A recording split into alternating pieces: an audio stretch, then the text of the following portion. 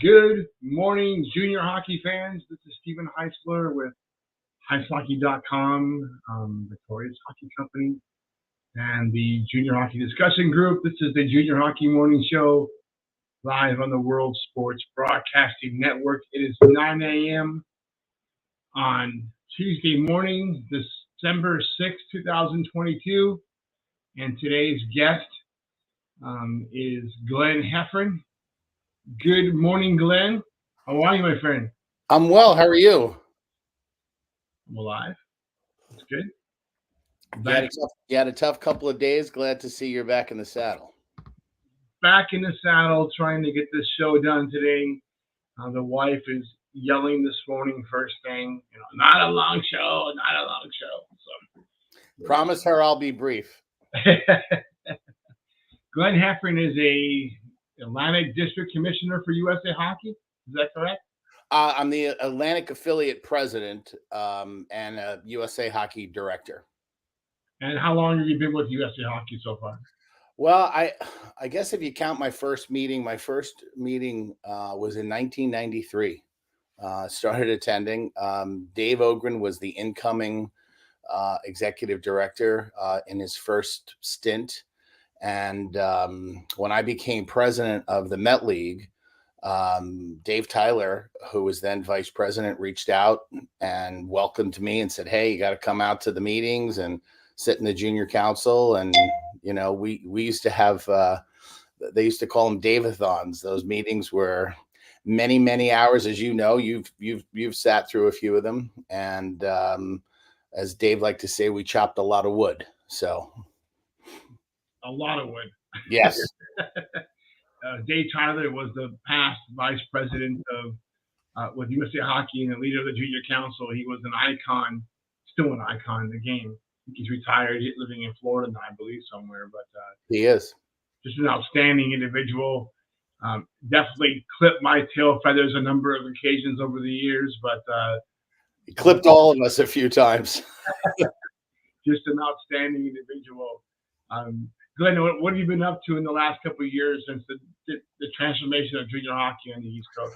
Well, I think you remember I was kind of getting out of hockey in 2012, and the league asked me to come back in a consulting capacity, and then around 2015, a bunch of people asked me to run for affiliate president, which I didn't think I had any shot of getting, just the way the mechanics of voting work and all of that. I just said, well, there's no chance I'll win, but I'll run. And I ended up winning by one vote. I've been there ever since. Some interesting battles along the way, and certainly some challenges at the USA Hockey level. But all in all, I'm really pleased at where our affiliate has come, and that occupies a lot of time. My other job is a realtor, so that's the real work.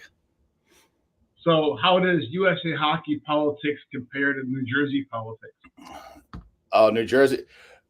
Are we talking about New Jersey politics in general? Because if you're just talking about that, nobody beats New Jersey politics. Nobody. And I grew up in Jersey City, and I think they've written political books about Jersey City and Mayor Hague and Hudson County politics. It's very similar to Cook County. So New Jersey kind of owns that. But, we've got a good blend of people here in New Jersey and Eastern PA, Delaware, which makes up Atlantic affiliate.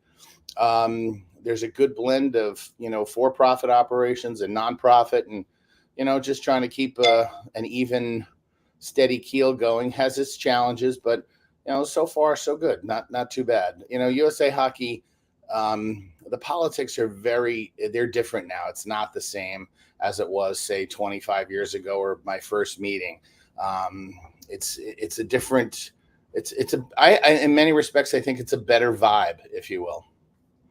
Very good. It's going to be my voice is already starting to freak out. Let's go ahead and get into the discussion today on HeislerHockey.com. Anatomy of a championship. Building a club is never easy. What it takes to do this, it varies from league to league and situation to situation. But in general, there's a few common denominators about every championship team. and one of them is the confidence and faith in that system. What championship programs have you been around that are always pretty much consistent with the same thought? Well, I think you said is getting the buy-in, and I've watched clubs with all of the assets in the world not have success. And when I say assets, I mean every conceivable off ice, and their personal locker rooms and trainers, and they have every bell and whistle that you can imagine, and not achieve the kind of success they set out for. And then I've seen teams with very little, go on to win a championship at any level. And people forget, you know, most youth hockey players from junior on down will never play for a championship game ever in their life. So they are rare. And it's unique when you see a coach take a team and win a championship, that really didn't have a lot of bells and whistles within the program, but just had great work ethic, an unbelievable commitment to the players' success first. And I call that transformational coaching. When you are willing to put your players' success ahead of your own, that's what makes championships. That's the difference maker. Being a transactional coach, looking for your next success, where's your next job, those coaches generally don't do very well. I mean, I look at a guy like John Cooper, who I think is probably the most relatable and the epitome of, a guy with not a huge hockey background when you think about it, goes on, wins in the Central States, wins in the North American League, wins in the USHL, wins in the American League, and wins in the National Hockey League. And I had the pleasure of meeting him several years ago in Green Bay, and I found him to be one of the most remarkable, transformational people you could meet. And it was he wanted to know everything about you and your background. He always made it about you, and that's a unique gift. Cooper is one of a kind for sure, and I'm a lifetime Leafs fan, which is not easy to be a Leafs fan. The last time they won the cup, I was in diapers. I'm pretty sure they're waiting for that to happen again. It's been interesting. We talk about having all the dynamics in place. They have everything in place, and they can't figure it out. The foundation's good there, not a lot of excuses, but a guy like Cooper, I wonder if he would be able to have the same success in the pressure cooker of Toronto as he has in Tampa. You never know. I think Yeah. it's in Tampa that is in Toronto during the winter time. So there you go. No, it's like the difference between coaching, or being a general manager for the Yankees or Milwaukee. It's the New York pressure is very different. Absolutely. It's certainly that way in Ontario. Yep. I mean, the team needs good ownership, great owners that provide foundation for the coach to work. That's paramount. You have to have that. Support for the team should be good. I mean, it's good to have support around financially, but it's also good to have a group of diehard supporters for any club that helps inspire the boys. Yeah, for sure. Having good workout facilities and training standards, and a staff that holds players accountable, that places value on being very dedicated athletes. Some of the Division I players that I know personally, when they're at Division I, they all say the same thing to me, Mr. Heff, it's a job. This is work. It's hard to be a Division I athlete, and it's hard work. It's dedication. It's not taking a day off. And I respect that. But I think one of the critical mistakes that coaches make today at every level, whether you're talking about in-house, tier 2, tier 1, junior, probably at the professional and collegiate level, is you don't let your players be afraid to make a mistake. Any mistakes born from hard work is okay. Hold them accountable. Nothing wrong with that. But when players have a fear of consequences, they don't often respond very well. When players know that their coach isn't going to take their head off for making a bad play, that was born from hard work, then it's okay. And I think that's a big part of the success. That's part of the support that you mentioned. Like you've got to support your players and let them know it's okay. Coaches make mistakes. Can you imagine if owners held coaches accountable the way some coaches hold their players accountable? I mean, there might be a lot of job openings. Absolutely. And you hear coaches go off the rails occasion at referees and those kind of things. Sure. I have never seen a coach win a battle with the referee. If you lose the refs, you're probably in trouble for the game. Guys that go off on the refs and on their players on the bench, they generally lose control, and you may get a call back, but in the overall spectrum of the game, you're in big trouble.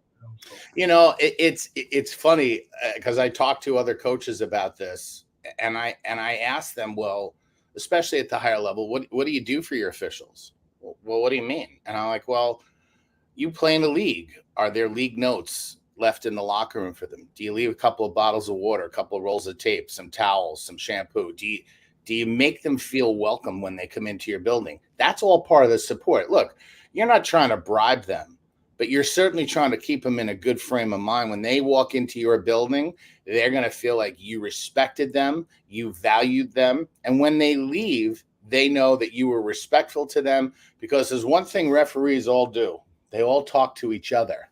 Oh, yeah. And they all tell each other what buildings they like working and what buildings and what coaches they don't like working.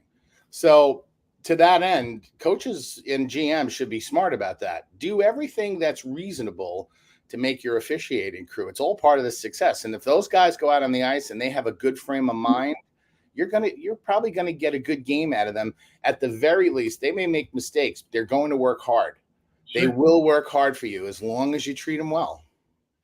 Have you been around teams when a team's fantastic, but there's one kid on the team and one player on the team that is kind of the floater in the punch bowl? How bad is that for a team's chemistry? Well, I don't know if I'd ever refer to them as a floater in the punch bowl, but I know what you mean.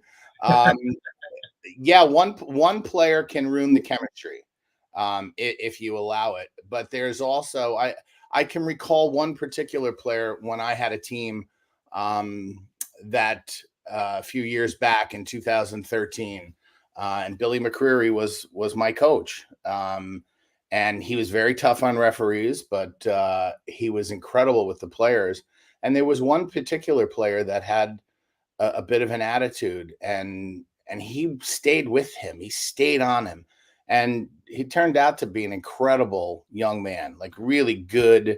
And when you see that happen, I mean, he may not have gone Division I, but he turned out to be a terrific individual. And at the end of the day, that's probably the bigger impact. What they become as people is going to be far more important and impactful than what they become as hockey players.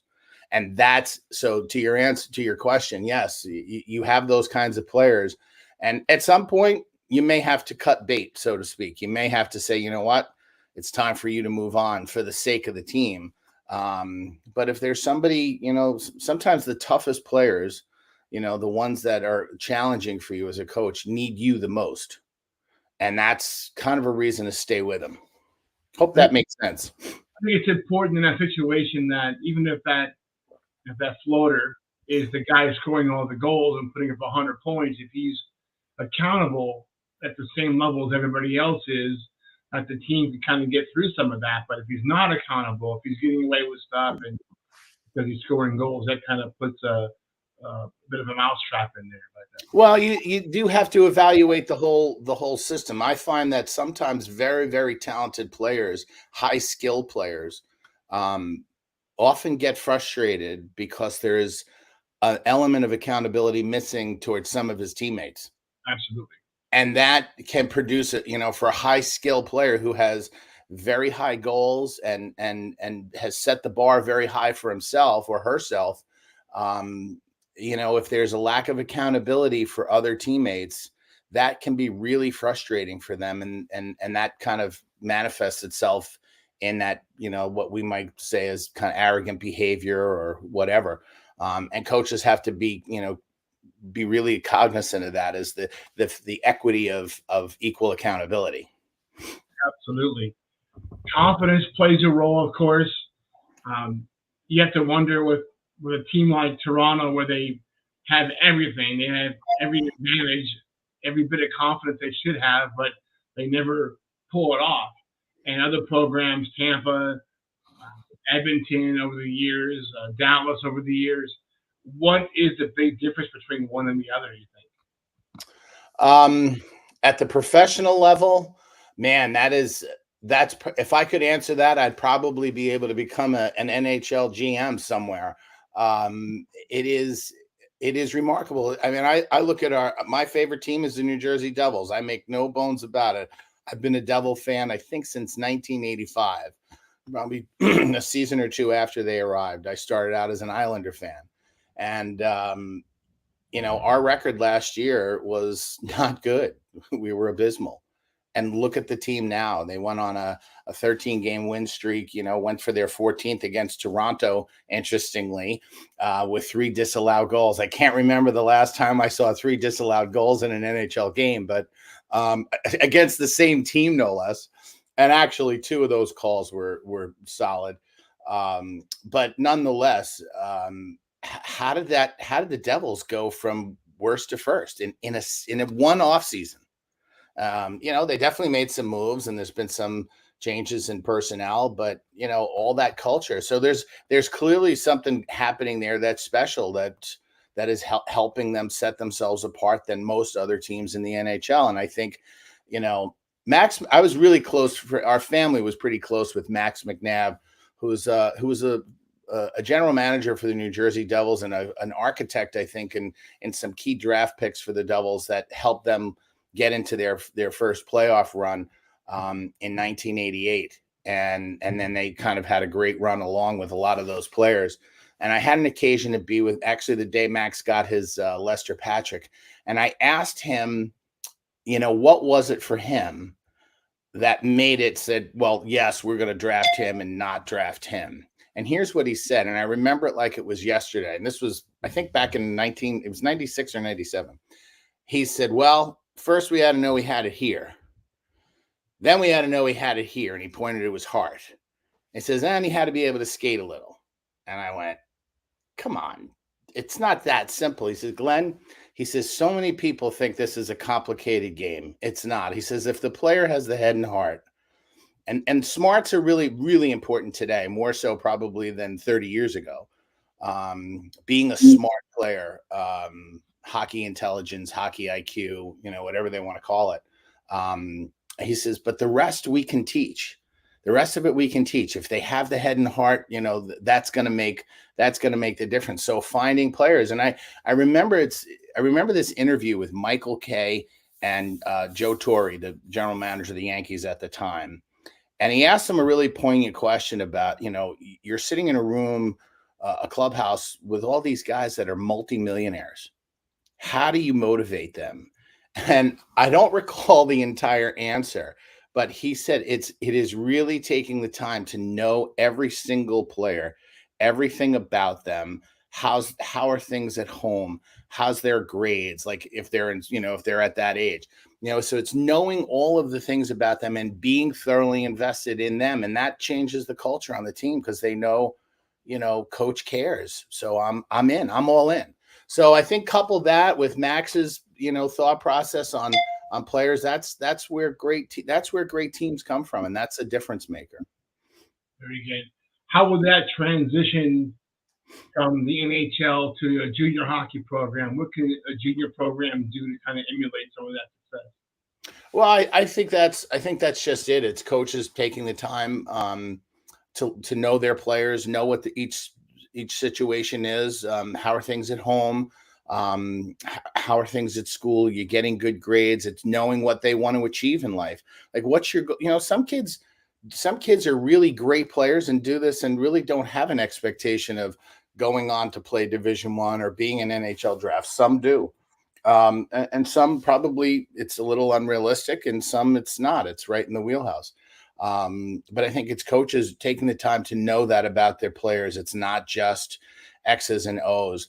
I know a coach in junior hockey now, a hardworking coach, probably one of the most knowledgeable ones I know.